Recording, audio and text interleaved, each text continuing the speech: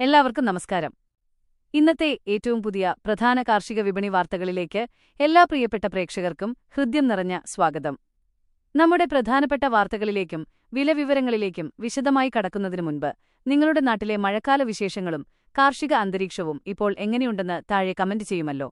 ദിവസേനയുള്ള ഇത്തരം കൃത്യമായ വിപണി വിവരങ്ങളും കേരളത്തിലെ ഏറ്റവും പുതിയ വിലനിലവാരവും തത്സമയം നിങ്ങളിലേക്കെത്തുവാൻ ഈ ചാനൽ എല്ലാവരും താഴെ കാണുന്ന ചുവന്ന ബട്ടണമർത്തി ഇപ്പോൾ തന്നെ സബ്സ്ക്രൈബ് ചെയ്യുക.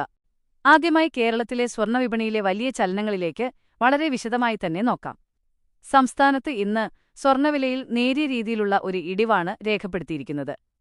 രാജ്യാന്തര വിപണിയിലുണ്ടായ പെട്ടെന്നുള്ള വില വ്യത്യാസങ്ങളും ഡോളറിന്റെ മൂല്യത്തിലെ മാറ്റങ്ങളുമാണ് നമ്മുടെ പ്രാദേശിക വിപണിയിലും ഇപ്പോൾ പ്രതിഫലിച്ചിരിക്കുന്നത്.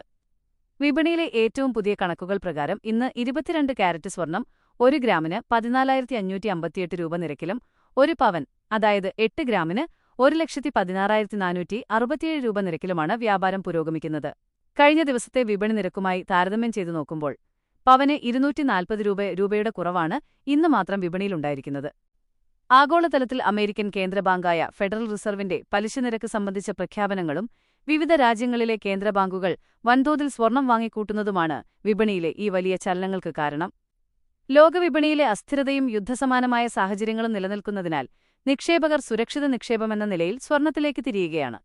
ഇതുകൊണ്ട് തന്നെ വരും ദിവസങ്ങളിൽ ചെറിയ കുറവുകൾ ഉണ്ടായേക്കാമെങ്കിലും വരും മാസങ്ങളിൽ സ്വർണ്ണവില വീണ്ടും പുതിയ റെക്കോർഡുകൾ ഭേദിച്ച് മുകളിലേക്ക് ഉയരാൻ തന്നെയാണ് ഏറ്റവും കൂടുതൽ സാധ്യതയെന്നാണ് ആഗോള സാമ്പത്തിക വിദഗ്ധർ സൂചന നൽകുന്നത്. അതിനാൽ വിവാഹ ആവശ്യങ്ങൾക്കായി സ്വർണം വാങ്ങാനിരിക്കുന്നവർ വില കുറയുന്ന ഇത്തരം അവസരങ്ങൾ പരമാവധി പ്രയോജനപ്പെടുത്തുന്നത് നന്നായിരിക്കും. അടുത്തതായി നമ്മുടെ നാളികേര വിപണിയിലേക്ക് കടക്കാം. സംസ്ഥാനത്തെ നാളികേര വിപണിയിൽ വലിയ രീതിയിലുള്ള കയറ്റിറക്കങ്ങളില്ലാതെ വിലനിലവാരം പൊതുവെ സ്ഥിരതയോടെയാണ് മുന്നോട്ടു പോകുന്നത്. നിലവിൽ പൊതുവിപണിയിൽ നല്ല പച്ചത്തേങ്ങയ്ക്ക് കിലോയ്ക്ക് 42 രൂപ മുതൽ 49 രൂപ വരെയാണ് കർഷകർക്ക് ലഭിക്കുന്ന ശരാശരി വില. അതേസമയം വെളിച്ചെണ്ണ മില്ലുകളിലേക്ക് നൽകുന്ന ഉണക്കക്കൊപ്രയ്ക്ക് ക്വിന്റലിന് 10,200 രൂപ മുതൽ 10,800 രൂപ വരെ ഇപ്പോൾ വിപണിയിൽ ലഭിക്കുന്നുണ്ട്. തുടർന്ന് സംസ്ഥാനത്തെ അടയ്ക്ക വിപണിയിലെ വിശേഷങ്ങൾ പരിശോധിക്കാം. അടയ്ക്ക വിപണിയിൽ കർഷകർക്ക് ഏറെ അനുകൂലമായ രീതിയിലുള്ള മികച്ച പ്രതികരണവും മികച്ച ബിസിനസ്സുമാണ് നിലവിലുള്ളത്.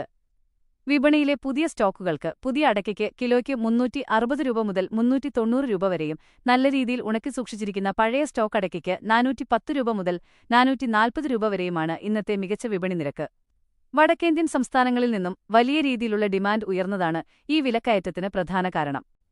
അടുത്തതായി കുരുമുളക് വിപണിയിലേക്ക് നോക്കുകയാണെങ്കിൽ കുരുമുളക് വില വളരെ ശക്തമായ മുന്നേറ്റമാണ് വിപണിയിൽ കാഴ്ചവെക്കുന്നത്.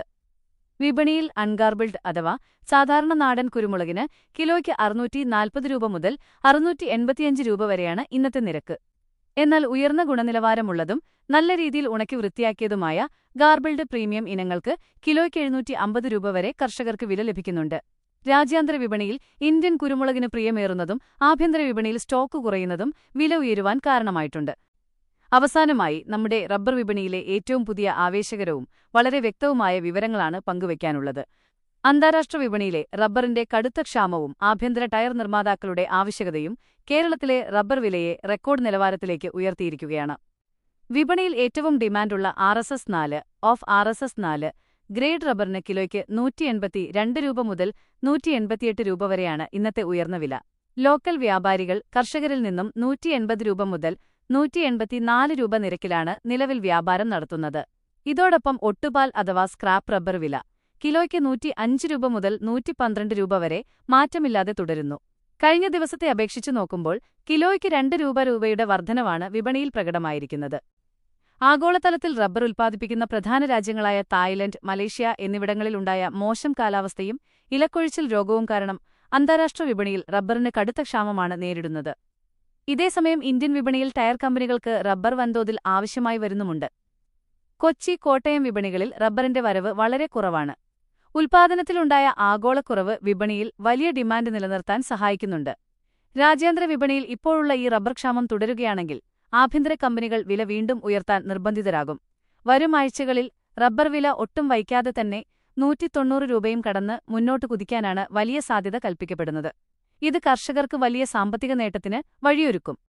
കേരളത്തിലെ കാർഷിക വിപണിയിലെ ഇത്തരം ദിവസേനയുള്ള കൃത്യമായ അപ്ഡേറ്റുകളും വിലവിവരങ്ങളും ഒട്ടും വൈകാതെ തത്സമയം അറിയാൻ ഈ ചാനൽ ഇപ്പോൾ തന്നെ എല്ലാവരും മറക്കാതെ സബ്സ്ക്രൈബ് ചെയ്യുക. ഈ വിലനിലവാരത്തെക്കുറിച്ചുള്ള നിങ്ങളുടെ പ്രധാനപ്പെട്ട അഭിപ്രായങ്ങളും സംശയങ്ങളും താഴെയുള്ള കമന്റ് ബോക്സിൽ രേഖപ്പെടുത്താം. കൂടുതൽ വിപണി വാർത്തകളുമായി അടുത്ത വീഡിയോയിൽ കാണാം. നന്ദി, നമസ്കാരം.